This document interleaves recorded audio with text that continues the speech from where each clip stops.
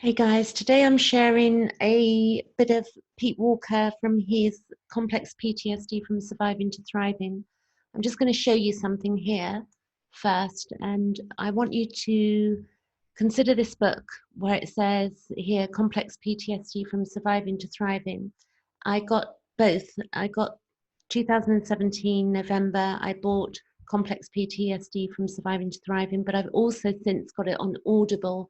And I would say that the book is really, really important. Part of my healing from trauma, flashbacks, memories, and triggers was, and coming to learn to love myself and to evolve abusive relationships and interactions was partly this book. Because unfortunately, when we've been through trauma in childhood, we can have arrested development and other issues going on, which means that we can make bad choices with regard to relationships, and we get to live on honestly like half a life. It's like we don't see the roses and we don't see what's in front of us because we've been given so much pain by our carers, which causes arrested development and means that we don't know ourselves, and we've got to learn about who we are in order to evolve and to become whole.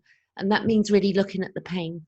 So please do get this book, and do know that I'm doing sessions at $20 an hour at the moment to help people, talking about just a general chat and stuff on complex PTSD and tapping for fear and anxiety, which is Faster EFT. And I also do astrology work, which is quite deep as well, Evolutionary Astrology. So you can check that out. But in the meantime, I want to get on with this and show you that, and please subscribe as well, because I always forget to ask people to subscribe if they like my videos. So what I'm going to do is now show you something that's quite important about the importance of recovering our feeling nature.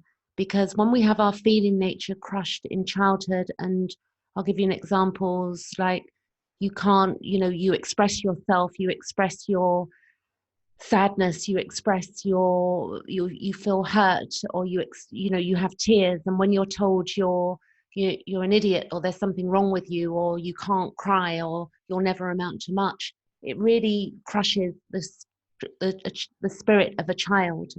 Just normal healthy people would not do that, but so many of us have been through torturous emotional physical pain at the hands of what people assume, parents, and particularly coming up, and carers as well. And coming up, for instance, we have a Mother's Day, and in the UK that was a few months ago. That's a very awful time for a lot of people that have been through abuse at the hands of parents. Mother's Day, Father's Day.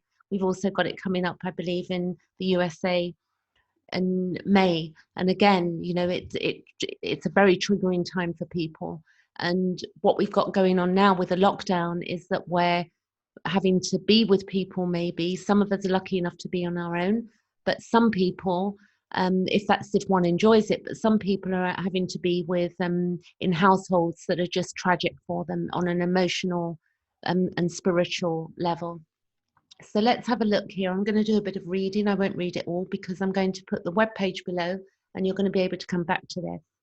So Pete Walker says that the individual who is seeking a healthy relationship with his emotional being will strive to accept the essential fact that the human feeling nature is often contradictory and frequently facilitates between opposite polarities of feeling experiences.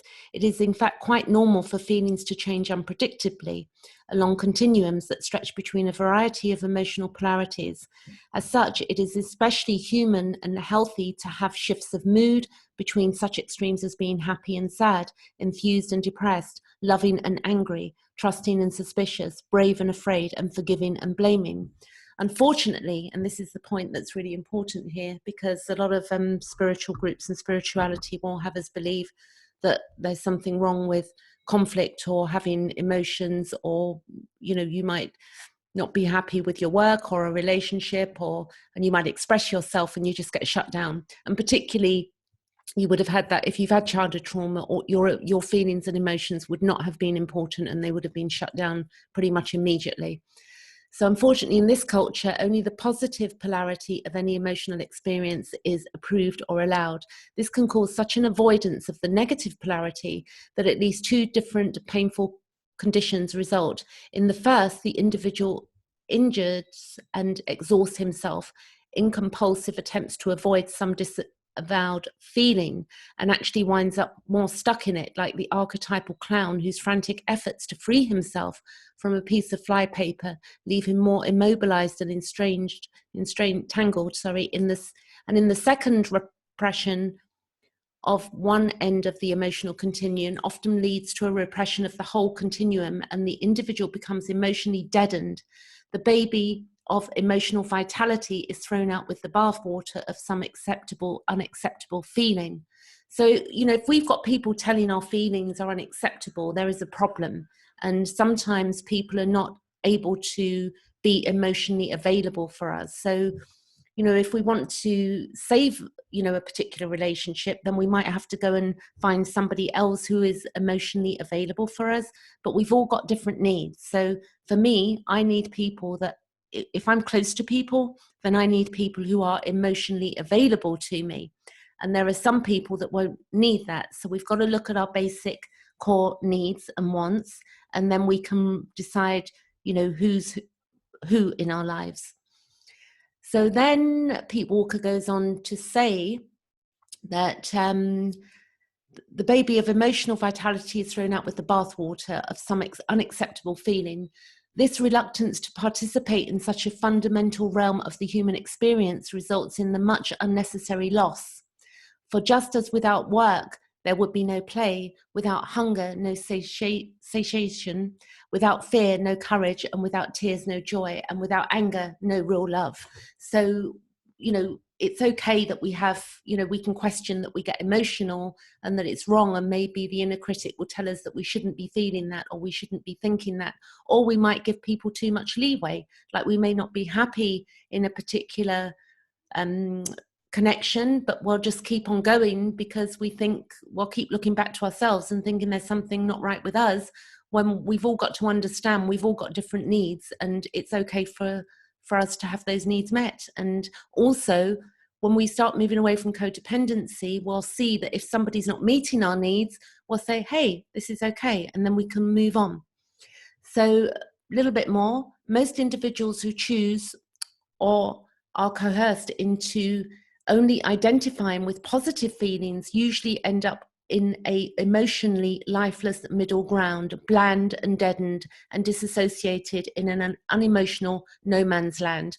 Moreover, when an individual tries to hold on to a preferred feeling for longer than it is actual tenure, he or she often appears as unnatural and phony, and like he says, as grass, can't say that word, grass or plastic flowers. If instead he or she learns to surrender willingly to the normal human experiences that good feelings always ebb and flow, she or he will eventually be graced with a growing ability to renew the self in the vital waters of emotional flexibility. So let's think about this.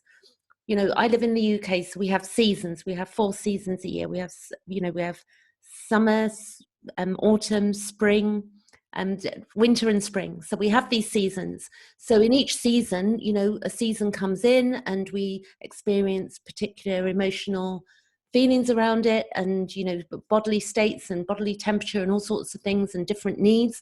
And then when another season comes into play, we have different emotions towards it. So we're very much connected to nature. We're not separate to nature, and we need to really, as a soul, and having spirit, we need to really be living this life out in ways that really serve us, and stop pandering to belief systems that don't serve us. It is tricky, and it is tricky to find, if you want people who are emotionally pleasant and present, it can be difficult to put that onto a particular person. Sometimes we might have to walk away and go and find people that resonate with us. So join clubs, or not clubs, but we'll be able to do that. You can join groups on Facebook at the moment, or you can have meetings on Zoom, which I'm doing with quite a few people. And also I'm meeting people when they book for me and doing astrology charts and things. So we can evolve this trauma-based belief and the belief systems that we've been given bit by bit and day by day. And having gone through it and come out the other end, I'm not going to say by means that, you know, I'm skipping through fields of daisies, but my life is much, much better quality than it's ever been. And it's possible to grow and becoming and just keep going. Okay, thanks for watching, and I'll catch you with another video maybe a bit later. Thanks.